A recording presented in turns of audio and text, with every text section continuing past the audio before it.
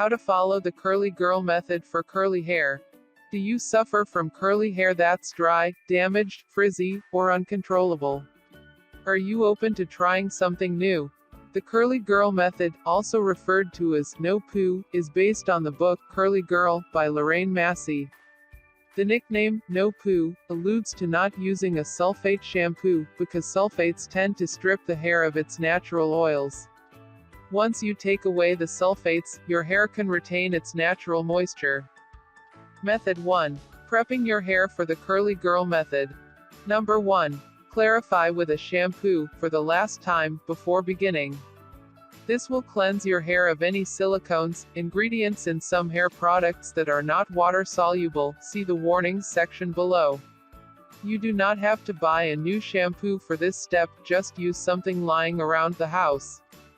Number 2. Throw out your shampoo. Most shampoos contain harsh, drying sulfates that are extremely damaging for curly hair: ammonium laureth sulfate, ammonium lauryl sulfate, sodium laureth sulfate, sodium lauryl sulfate, etc.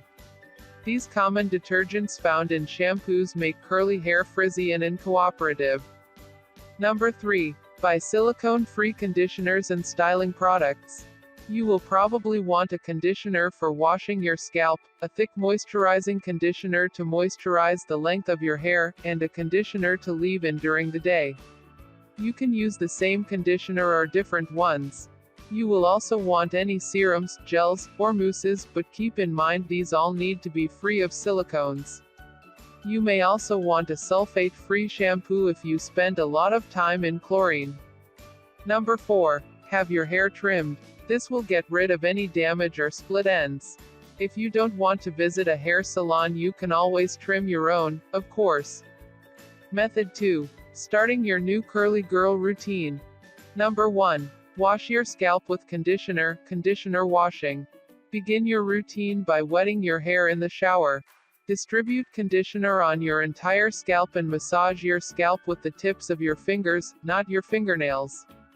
This rubbing action and the resulting friction will loosen dirt, product residue, and dandruff, which can then be rinsed away.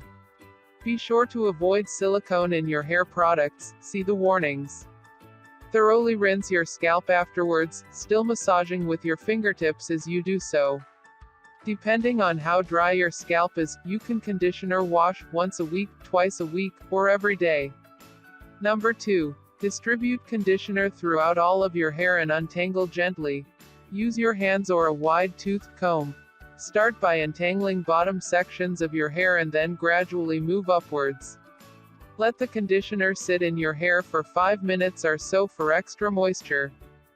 Number 3. Do the final rinse of your hair with cool or cold water. Cool and cold water seal the hair's cuticle and lock in moisture. This will decrease frizz and add shine. Leave some conditioner in your hair, especially in dry sections like the ends. It's fine to run your fingers through your hair gently, but do not comb your hair after this point. Number 4. Apply products to your hair.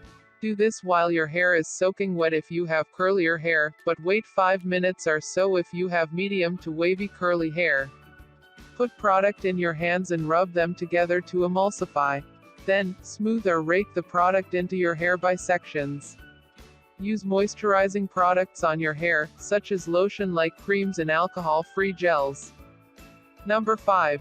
Gently scrunch your hair with a t-shirt, paper towels, or a microfiber towel to remove excess moisture. A generic terry cloth towel will make your hair frizzy. You may wish to finger shape your curls at this time instead. Next, wait 5 or so minutes so the hair can assume a permanent shape. Number 6. Decrease the drying time of your hair by plopping.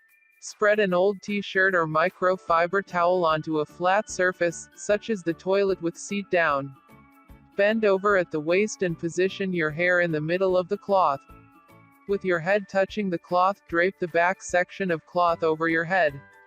Twist the sides until they form sausage rolls, and clip or tie them at the base of your neck.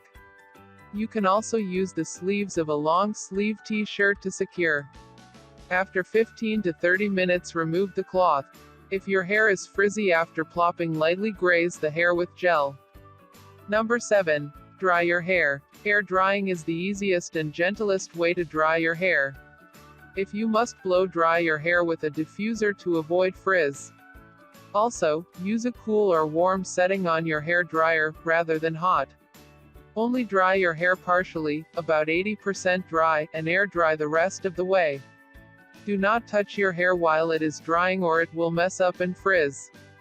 Both types of diffusers work well in terms of diffusing and decreasing frizz. A bowl diffuser with fingers causes more volume and clumping, curls sticking together instead of going every which way, is bulky and heavier, and will probably only fit on the hairdryer it comes with.